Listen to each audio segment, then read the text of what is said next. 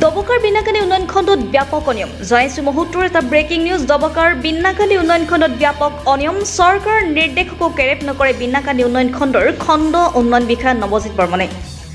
চৰকাৰৰ নিৰ্দেশক কেৰেপ নকৰি দবকা পথাৰ গাঁও পঞ্চায়তৰ ৮ নং ৱাৰ্ডৰ গ্ৰেজিং ৰিজাৰ্ভত আৰম্ভ কৰিছে কালভাট নিৰ্মাণৰ কাম। গ্ৰেজিং ৰিজাৰ্ভত কালভাট নিৰ্মাণ কাৰ্য আৰম্ভ কৰাৰ পিছতে হোজাই জিলা আয়ুক্ত আৰু দবকা চক্ৰ বিষয়াক অভিযোগ দিয়ে এজন সচেতন যুৱকে।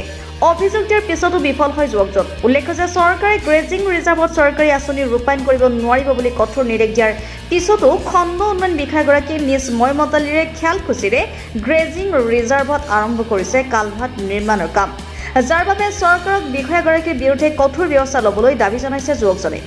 অকল সেয়াই নহয়, কালভাট নিৰ্মাণ কাৰ্য আৰম্ভ কৰাৰ পূৰ্বে টকা উঠাই লোৱাৰো অভিযোগ কৰিছে যুৱকজনে।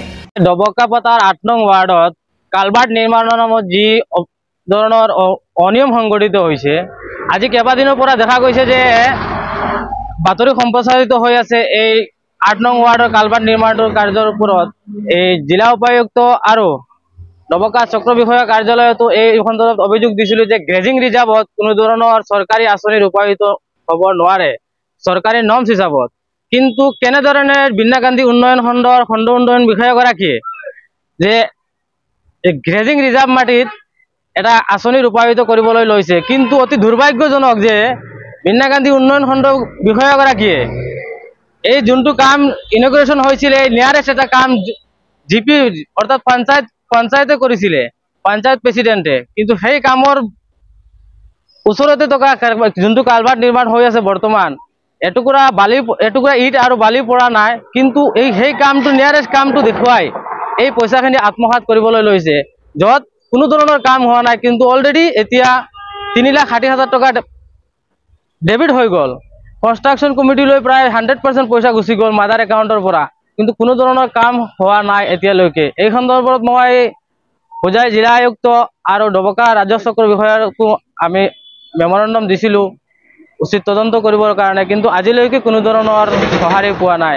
গতিকে মই চৰকাৰক এইটো দাবী জনাম যে চৰকাৰে প্ৰায় সময় কৈ অহা শুনা পাইছোঁ যে শূন্য সহনশীলতা চৰকাৰ চলাই আছে, কিন্তু একাংশ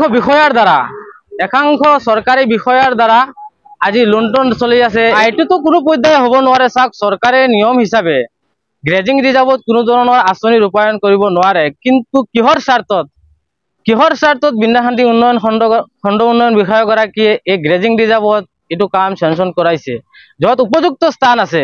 উপযুক্ত স্থান থকাৰ পিছতো দবকা বিনা গান্ধী উন্নয়ন বিষয়াগৰাকী এই দুৰ্নীতি কৰাৰ কাৰণে, দুৰ্নীতি কৰিব পাৰিবলৈ সহজ হ'ব কাৰণে এনেধৰণৰ কামটো ৰূপায়ণ কৰিছে। এইটো উপযুক্ত স্থান থৈ পেলাই গ্ৰেজিং ৰিজাৰ্ভত কেনেধৰণে তেওঁ এই কামটো চেংচন কৰিছে, এইটো এটা ৰহস্যৰ বিষয়। গতিকে এইটো বিহিত ব্যৱস্থা ল'ব লাগে, তদন্ত হ'ব লাগে। News desk report, Suhana live.